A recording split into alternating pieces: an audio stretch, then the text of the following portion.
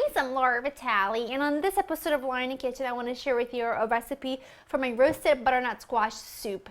It is incredibly good, really easy to make. This would make a perfect starter or even a main dish for your holiday season, but it's absolutely amazing for this time of year, and specifically because the butternut squash is so cheap, you can make multiple batches of this and keep it in the freezer for whenever you are hungry for some butternut squash soup, but you don't have time to make it. So the ingredients you'll need are not very many, but they're few in ingredients. You'll need some chopped up onion, carrot, celery, and I've got some butternut squash. This was just one large butternut squash that I just peeled with a vegetable peeler, and I cut into large chunks, and you also want to make sure you de-seed them. Take all the seeds out of the butternut squash.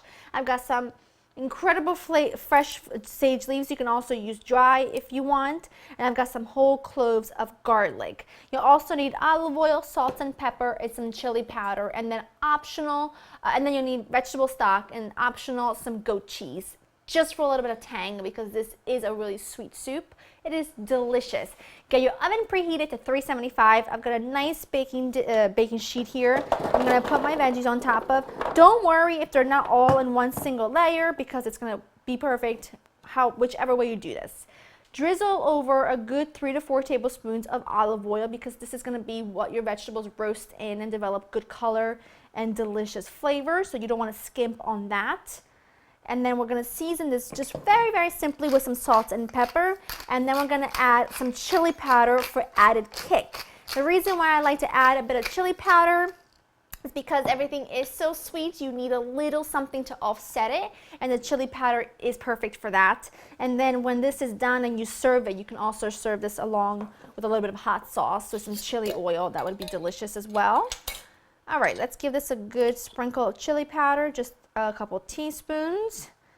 It gives a really good, beautiful color as well. And then just using a cook's best tools, which are your hands, go in there and toss everything together.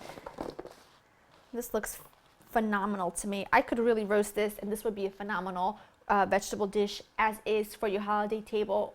Amazing. But this has to go into the oven at 375 for 45 minutes to an hour or until they're nice and tender and they roasted down a bit. And I will show you what it looks like once it's done. But first, I'm gonna wash my hands. My veggies were in the oven for 1 hour, and like I mentioned, you can eat this as is and it would be a fantastic side dish. You could crumble on some feta cheese or some goat cheese for a little bit of saltiness and it would be delicious. I, however, am going to puree this and make a really creamy and velvety soup, but the world is your pickle. Now, I'm going to make mine in my blend tech because it makes the soup really, really creamy.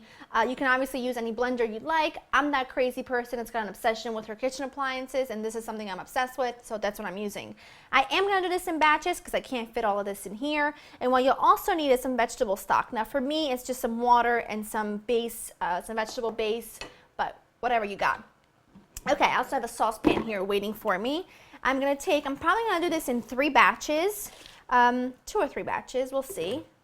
I'm gonna do 3 just to keep it safe. And I'm gonna add a little bit of my stock, or at this point just my water, and then I'll add the rest to the base when I go ahead and heat it up.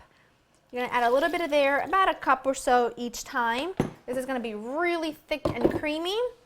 And I've let this cool a bit, just so you know, because I didn't want to put something super, super hot in a blender and it, could explode and be a mess and be pretty painful. I'm just going to hit the soup setting, and then I'll show you what it looks like once it's all pureed. All right, last batch. I did end up doing it in 3 batches, just to be on the safe side. And now I'm just going to get everything out of here. I'm going to add a little bit more water, but because there's a little bit of goodness in there, I'm going to add my water to my blender, swish it around. And now really, how much water you add, how much stock you add is completely up to you. I'm just going to grab a little tiny spoon because some people like their soups, this kind of soup, really, really thick, and some people like it really, really creamy. Really thick and creamy. So it is completely up to you. I added my base there. And I'm just going to heat this up and let it simmer for about 4 minutes or so, and then we'll be able to serve this up. And that's good. It's been simmering for about 5 minutes. Oh, if you could smell what it smells like in here, it's like fall heaven. That sweet smell of the herbs and the butternut squash. Now what I'm going to do is I just have a little dollop of goat cheese. I'm going to put right in the center. That is completely optional. However, the little bit of tang from the goat cheese, I feel like it balances so well with the sweetness of the butternut squash. And I also got a little bit of Tabasco. I like a little heat in my life. You know, all in balance. You know what I'm saying? Just a couple of dashes of hot sauce. Oh, let's give this a go. You could also serve this with some toasted pumpkin seeds on top. Wouldn't that be a delight?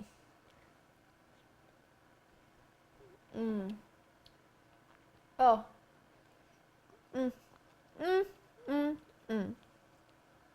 That is worthy of being your first course for your holiday meal. And you know what the best part about it is? At this point, you see how it's really nice and thick? Go ahead and freeze it in little containers or like Ziploc bags or something, like 4 portions per container.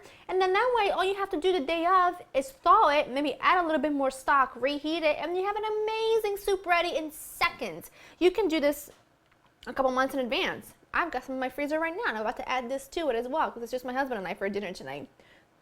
It's delicious, it's easy, the oven does all the work. Go to laurainthekitchen.com to get the recipe. Hope you enjoyed spending time with me. I'm gonna go fish for this goat cheese, and I'll see you next time. Bye-bye.